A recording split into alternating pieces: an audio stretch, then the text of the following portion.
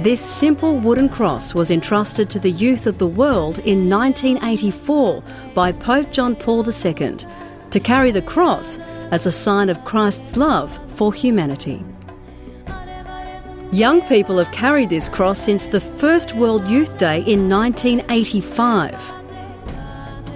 This simple symbol has become a focal point of the World Youth Day phenomenon, passed on from one host nation to the next. In 2003, John Paul II bestowed a second symbol, the icon of Our Lady. At that time, he said, "Today, I also entrust to you the icon of Mary. From now on, it will accompany the World Youth Days, together with the cross. Behold your mother. It will be a sign of Mary's motherly presence." Mary teaches us to follow the cross, and she accompanies us on our pilgrim journey through life. For more than 20 years, the cross and icon have been carried, touched and kissed by millions of people around the world.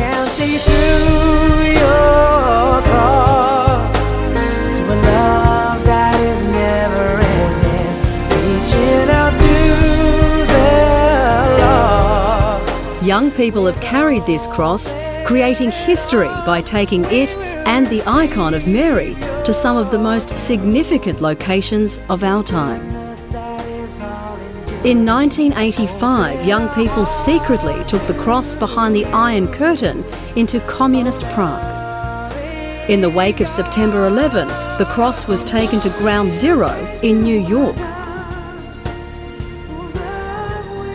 In 2006, the cross and icon went to Rwanda, a country ravaged by an horrific genocide.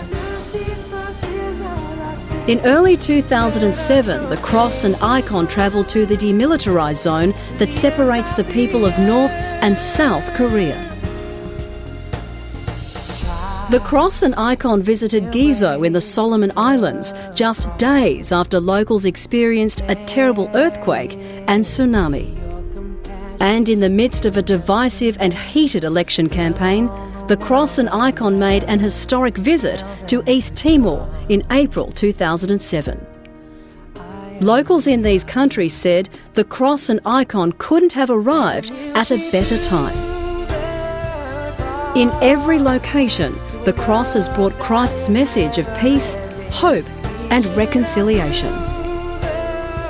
At each historic moment, young people have brought to the cross their desires, their fears, their joys, and their aspirations, praying for themselves and for our world. To me, honestly, it will be one of the biggest privileges in my entire life to be able to carry the World Youth Day cross in Sydney, in my country right here.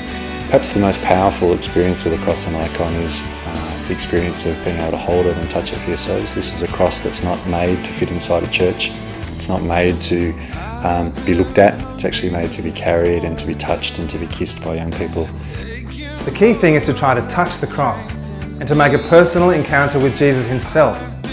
Like the woman who pressed through the crowd and dared to touch the hem of his cloak, she felt his power heal her. Or like Thomas, who was invited to touch the open heart of the risen Christ. He believed